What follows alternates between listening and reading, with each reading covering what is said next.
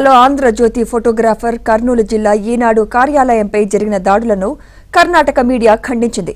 రాప్తాడులో సిద్ధం సభలో Andhrajyothy staff reporter photographer శ్రీకృష్ణపై వైసీపీ నేతల దాడికి నిరసనగా బళ్ళారి నగరంలో జర్నలిస్టులు నిరసన తెలిపారు.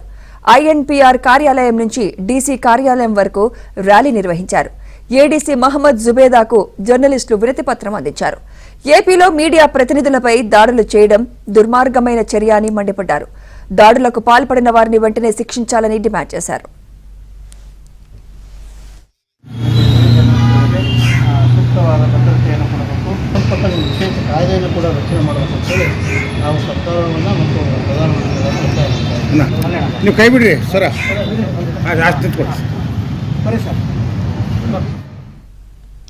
సిద్ధం సభలో ఆంధ్రజ్యోతి ఫోటోగ్రాఫర్పై కర్నూలులో ఈనాడు కార్యాలయంపై జరిగిన దాడులను కర్ణాటక యువజన Congress media coordinator VS Abhishek ఖండించారు.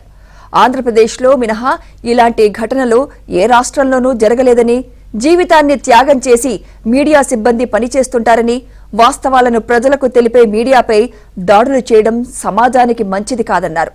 దాడులకు పాల్పడిన వారిని కఠిన చర్యలు తీసుకోవాలన్నారు. సరే సార్.